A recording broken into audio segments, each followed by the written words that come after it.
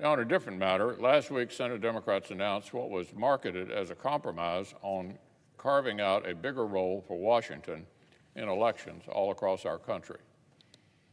It was hardly the first time our Democratic colleagues had given their takeover of 50 states' election laws a makeover. Over the years, it's sometimes been sold as an urgent overhaul of our democracy, other times as just a set of narrow tweaks. But for all of their attempts to change up the pitch, the unfortunate fact is that the bones of the Democrats' proposal are still the same. The latest version is only a compromise in the sense that the center-left compromised with the far left. Under the hood is the same Frankenstein's monster that's been there since 2019.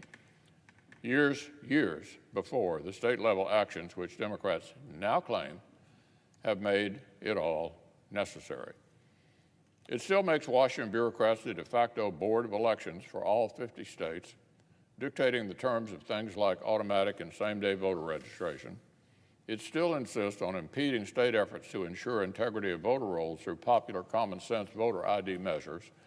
It still has government dollars going directly to politicians' campaigns. That's public funds for bumper stickers and attack ads.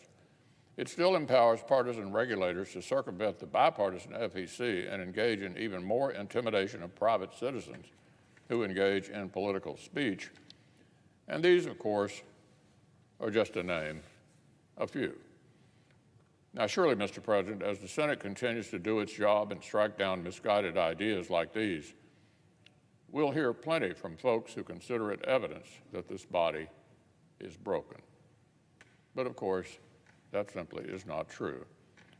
The Senate is fully capable of taking landmark bipartisan action that makes it easier to vote and harder to cheat. Back in 2002, I was involved, along with my colleague Chris Dodd, in passing the Help America Vote Act. I was one of the leaders on that.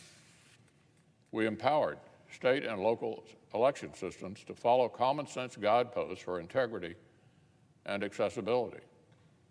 It provided basically a grant program to states to help them upgrade their voting systems after the Florida election in 2000. And the Senate passed it 92 to 2. 92 to 2.